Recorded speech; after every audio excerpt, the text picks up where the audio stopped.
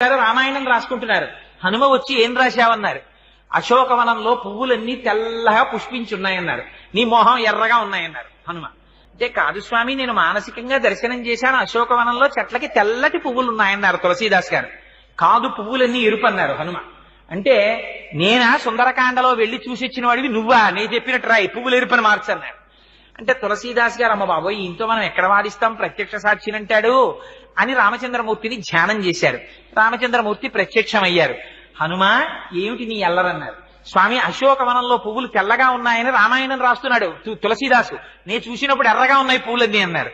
అంటే స్వామి అన్నారు, అల్లా అనకు, ఆ ఋతువులో అప్పుడు పూసిన పువ్వులు తెలిపే, నీకెందుకు ఎర్రగా కనపడ్డాయో తెలుసా, ఆ చెట్టు మీద కూర్చుని కిందకి చూసావు మీ అమ్మని, మా అయ్య రామచంద్రమూర్తి భార్య రాక్షసల కాంతల చేత పరివేష్టింపబడి ఒక చెట్టు కింద ఒక్క పట్టుబట్ట కట్టుకుని ఇలా ఉండిపోవడమా 10 నెలల నుంచి అని కోపంతో చూసావు.